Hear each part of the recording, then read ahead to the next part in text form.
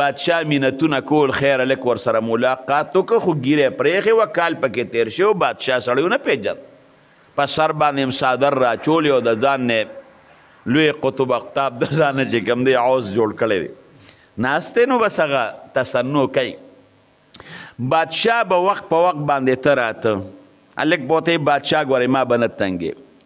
لور ورته یو ځل وی بابا کم خوا دی وی لورې وی یو هلک ته د ګل په شان خشته او ښکلې ږیره سوچه او دغه ذاکر دی هغه لزم راځم بابا موږ هم چته بوځه که نه وته بچې دا چې کوم بیا کور کې کار کوي نو دا ځان سره کا دا به دې بوځي بس هغې وی که خیري کار خوش هغه بوډۍ ځان سره کړه دا بوډیګانې نه یا جرابې په شان خولې چیني وي دا کړکه پې خولې یې واله دا غمونه اکثر د دې د لاسه جوړېږي په خدای یقین وکړه دا ډېرې خطرناکې ګورې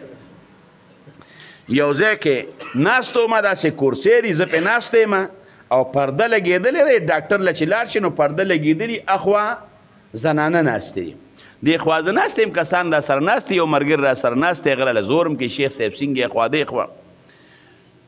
ما ورته لکه بچه کښېنه د مان طبیعت ټیک نه دی اوس اخوا خبرې کېدې نو خبرو ته مې پام شو یو بوډۍ لګیا دی یو جینۍ سره خبرې کوي دا بوډۍ وازم پیژندی شي او د جینۍ وازم پیژندی شي څنګه ښې ورته وي تعلیم دی څومره دومره مې تعلیم دی نور اخوا دې خوا واده شوی که نه نه او یو څه پورې واده شوی نه یم او وایي نه څه رشته راله راغلې ده او بوډۍ ورته په قلاره باندې کښېنه رشتې چا پسې نه راځي او نه مور او پلار لوڼ له رشتې کتې شي ځان له پخپله چا تالق وخت که ما ماشاءالله لار خو دې ورته وښوله بوډیګان له چل ډېر زیات ښه ور دي پخپله به ځان لږ ورې خوښې او ورته وایي بېبې دا خو دې راته پوره چل وښه خو څنګه چل به وکړم چې کله بار شو بیا دې پوهوم ورته وایي چې څه چل به یې کړي دا کړکه پې خولې والا نه جرابې په شان دا خوله دا ډېرې زیاتې خطرناکې نو بوډۍ ځان سره یې کوو یا بیا ځان سره بوځم هلک ناست دی په خیمه کې مونځ یې وکړه دوی بار ناست دی چې کله هغه سلام وګرځو الله الله الله بیا یې ورته وایي پلانکیه نوم یې ورته واخیسته د بادشاه لور شهزادګۍ راغلې ده څوک نشته او تیاره موقع ده هغه غږ نه کوي بیا غوږونو له ګوته یې وړی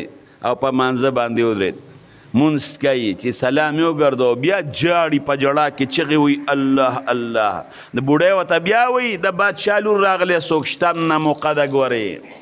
ځان یم خشته کړی ډولې کړی دی زه هغه ښځه یم چې ستا د دې په مابین کې به مې خبرې وړې راوړې هغه بیا نیت وتړه بیا مونځ وکړه بیا لګیا دی ذکر کوي د بادشاه لور ورته وایي زه ډېر ښه پیژنم دا ته چې الله الله کې نو دا د ثواب دپاره نه ستا ثواب وشي او دا نفلونه دا ګوره او دا چل درته ما ښولی